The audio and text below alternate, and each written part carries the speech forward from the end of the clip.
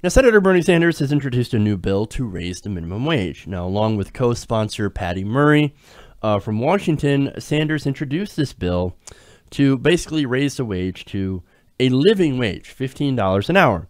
Now, it's called the Raise the Wage Act. And basically what it would do, kind of break it down here, is that it would phase in an increase in the minimum wage beginning in this July. So, hey, wow, that's great. The largest boost, of course, would occur in the first year of its implementation. Basically, what it would do is that this year, the federal minimum wage would go from $7.25, as it is now, to $9.25 this year. And that would happen in July. Then, of course, it would go to $12 in 2020, and finally to $15 in 2024. And then afterwards, of course, it would tie this wage to inflation.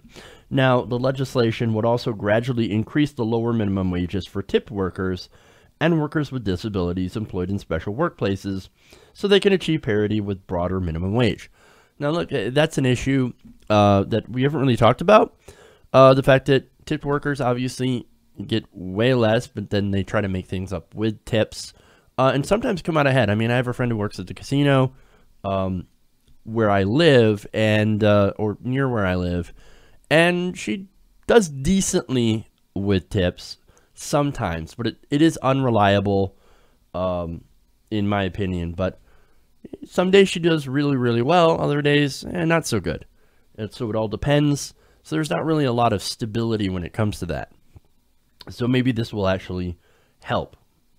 Then, of course, there are people that are disabled that are working in specialized factories or fields that often get paid lower than the minimum wage. So, you know, those people obviously will also deserve a raise. Everybody deserves to be raised up to a better wage, something that they can survive off of, something that they can live off of. Now, it says, this is from the Huffington Post, by the time it would take full effect in 2024, the minimum wage proposal would raise the pay of 41.5 million workers, according to an analysis released by the Progressive Economic Policy Institute.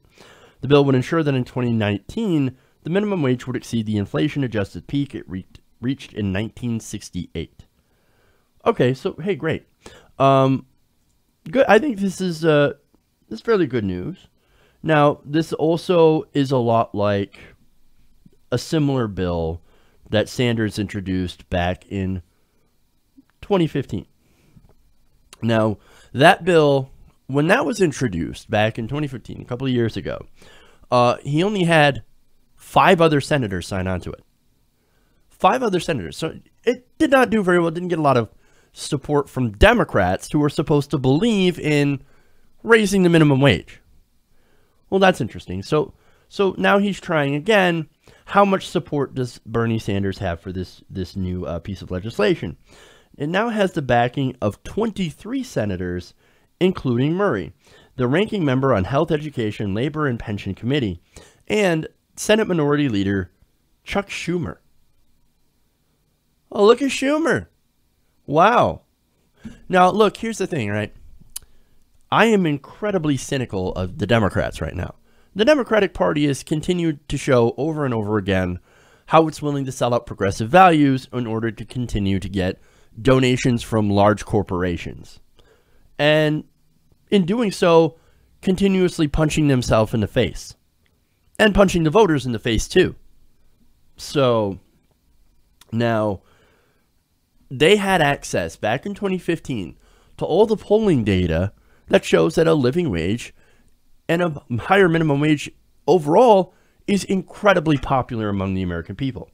Now, Clinton, she ran on $12 an hour, never really got too far behind $15, maybe until later in the campaign. And when she did, of course, I believe that it was more of lip service than anything else. So, but anyway, why now? Why now? Well, you could argue, if you're an optimist, that, hey, look, the Democrats, look at that. They're coming around to Bernie's agenda. They're coming around to Bernie's platform. I don't agree. I don't think that's the issue at all. And look, to show that, you really have to look at some of the vicious attacks that have been happening against Bernie Sanders from establishment Democrats, establishment media. You have pieces in Slate, pieces in the Washington Post, all attacking Bernie Sanders, the daily banter, attacking Bernie Sanders, attacking Cenk Uygur, the Young Turks, for being progressive. And then all these issues talking about, purity tests and all that stuff. Well, okay. So I don't think it's necessarily the Democrats moving towards Bernie's platform. But again, I think it's more of an issue of the fact that there is no chance that it'll pass and the fact that it's super popular. Well, if it's not going to pass and they support it, again, because you have Republican control of the House and the Senate and the White House, ain't none of this progressive legislation coming through. You think Donald Trump's going to raise the wage to $15 an hour? Hell no. No matter how popular it is, or no matter how popular it's going to make him. Again, he works for the donors, and again, so do the Democrats. So it's got no chance of passing. However, the Democrats make this move, it kind of sets the table for 2018. Hey, look at that. We stood with Bernie Sanders when he supported this piece of legislation, progressive legislation. That's not quite as progressive as it was back in 2015, but it's fairly progressive. Vote for us. Well, I guess it would be smart politics. But again, there's that cynicism, there's that trust factor that the Democrats no longer have the trust of the American people. So now, of course, there was back in 2015 when Sanders introduced this, there was also very little chance of passage, because again, the Republican obstruction and of course the Democrats, siding more with corporations and saying, hey, whoa, let's do this gradualism, and this bill in itself is gradualism, and it's reflected. For example, hold on. But I guess before we get into that gradualism, I do have a quote from Murray here that I want to get to. Now, asked Wednesday if Democrats had finally arrived on a minimum wage plan they could all agree on, Murray told HuffPost that was the wrong question. Quote, the question is, will the Republicans work with us to raise the minimum wage? I think that we have designed this bill in a way that people across the country can get behind it. That's actually a good answer. That's actually good she's playing good politics. So I guess you got to commend her on that. Good politics and good policy going hand in hand. But again, there's the obvious issue with this isn't going to pass. And so they're actually getting more on board with supporting this piece of legislation that has no chance in hell. Now, the part of this that I'm sure bothers a lot of progressives is that they're going to wait until 2024 to actually get to a living wage. Again, there's some issues with that. It's incredibly gradual. We kind of need a minimum wage raise now. And actually, it would have been time beforehand when the Democrats actually had control of the House and the Senate and the White House. That would have been a great time to raise the minimum wage. It would have been fantastic. But again, they didn't do that. They focused on conservative health care. So I'm passing a conservative health care plan. Now, the other thing about that, it goes back to the criticism of Bernie Sanders. Now, again, we need this bill now, or we needed this bill way before now. But Sanders did negotiation with the corporate Democrats in order to get this piece of legislation. Again, his previous bill raised the minimum wage to $15 by 2020. That's 3 years from now, as opposed to 7 years from now. So it was still gradual to give businesses time to adjust, but also faster. Well, this gives businesses a lot more time to adjust.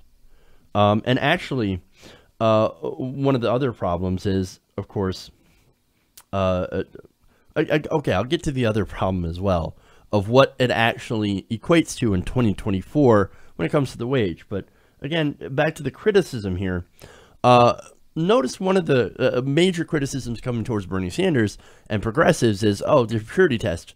Not only do you have a purity test for progressives or for legislation or for politicians, for Democrats, but also you can't make deals when you have these purity tests. Well, here's Bernie Sanders making a deal with Murray and Schumer in order to pass a slightly less progressive, but still fairly progressive piece of legislation. What happened? What happened to Bernie's purity tests? No, he's more than willing to go and make a deal for long-term progressive legislation. Now, Sanders' previous legislation, again, as I mentioned, phased in the $15 minimum wage by 2020. This new legislation's slightly longer phase-in period, according to the Huffington Post, was the result of the negotiation with Murray aimed at getting their support. And again, this is a step in the right direction. And look, and even Bernie Sanders, he's good at making deals. This guy is the amendment king. This guy is somebody who's worked with John McCain to get help for veterans. So this is some guy, this isn't somebody who can't make deals, as opposed to, of course, the narrative that you would hear from some corporate Democrats. Oh, Bernie Sanders can't get anything done, can't make any deals. Purity test, purity test. No, he can actually make deals. And he's actually pretty good at negotiation and getting some fairly progressive stuff done. So even with the corporate Democrats. Now, this is good because, again, he shows that he can make deals. But we're going to have, I mean, he realizes that he needs to make deals with these Democrats in order to try and give them a chance in 2018, or at least until, you know, progressive Democrats come in and crush the corporate Democrats in 2018, and then we go on to maul the Republicans. But look, the bill essentially sends a message. Hey, we're working on legislation to help you. And that's a good message to have. And I do support it. But I think, again, 2024, a little too long. We should have something like this now. Now, they went to announce this bill earlier yesterday during a rally on Capitol Hill. Now, Sanders was joined by Murray, Schumer, Ellison, and Scott, and other lawmakers to support this bill. Now, Schumer told the crowd that the Democrats are going to stop nibbling around the edges and start fighting for bold legislation like the $15 proposal. Now, he said, quote, "It's not about a number. This is a case for economic justice." Hey, man, look at you, Schumer. Look at you sounding like a progressive. We know you're not. We're not buying it for 1 second. But hey, as long as you vote for progressive priorities, we don't give a fuck if you actually believe in it. If you're doing it just to save your own ass, don't really care. It's the policy that matters. But that's just my opinion on that. Now, the establishment Dems seem to be, as I mentioned, backing this Schumer, and even more establishment think tanks, the so-called liberal think tanks that are more of the corporate establishment, are also getting behind this. Dean Baker, co-director of the Center for Economic Policy Research, worried that Sanders' 2015 legislation would have led to a noticeable increase in unemployment that would not only hurt workers, but also provide fodder for conservatives to argue against future increases. Now, he said, of the current bill, I feel much better about this one. I wouldn't say the risk is zero with that target in 2024, but it's certainly much smaller. Now, on that, he's actually factually incorrect. He's wrong. Bernie Sanders' original bill was better, and there's actually some data to back it up. Now, a $15 minimum wage by the early 2020s, adjusted for inflation, is actually $13 today. So it would be the equivalent of $13. Now, that will actually be a little less than 60% of the projected median wage in California and New York. That's actually barely higher than the U.S. minimum wage was in the late 1960s. So again, to show you how actually moderate Bernie Sanders' plan was, his original plan back in 2015. Now, in the 1960s, the median wage was 55%. So, in 10 U.S. states, including Vermont, Maine, North Carolina, and Florida, they all had minimums of 60 to 65% of the median minimum wage around 1980. Now, you know what happened then? You know what the effect on the labor market was? None. It didn't have any negative effect on the labor markets. There was no evidence to show that having a minimum wage that high, the median, 60 to 65%, hurt labor markets. And now all we're asking for, or Sanders was asking for in 2015, was less than 60%. And this one is even less than that. It's somewhere around 50%.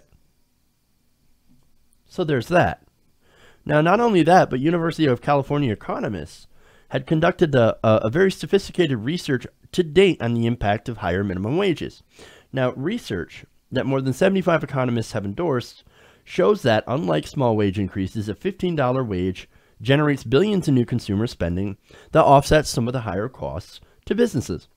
And because those workers would get a raise in low-paying rural areas, the consumer spending increase would be greatest there.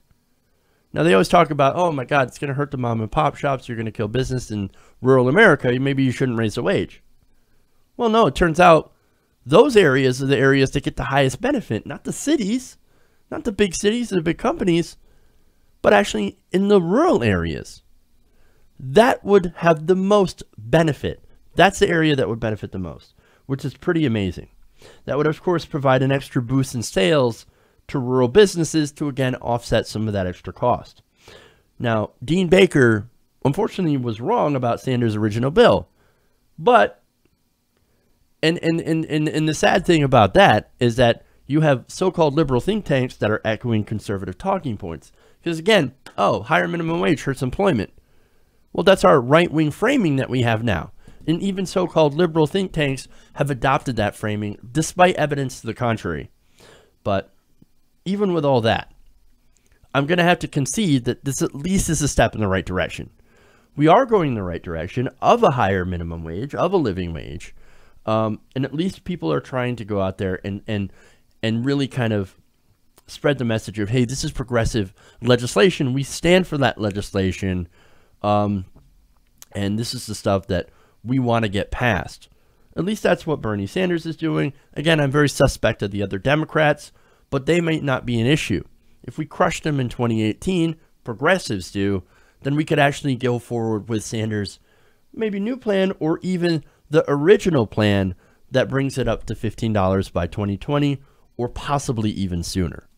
So it all depends. But again, I see the possibility of good news, because this should show the people that, hey, there's some Democrats that are in office that are still on your side. They're not on the side of corporations. And of course, one of them is Bernie Sanders, because he continues to introduce better pieces of legislation, good pieces of legislation, and working with members of the Democrats, the Democratic Party, to try and get this stuff done. Hey everybody, thanks for watching this video. If you want to see more like this, please hit the subscribe button below. And if you want to support truly independent progressive media, please consider becoming a patron at patreon.com/TYTNation.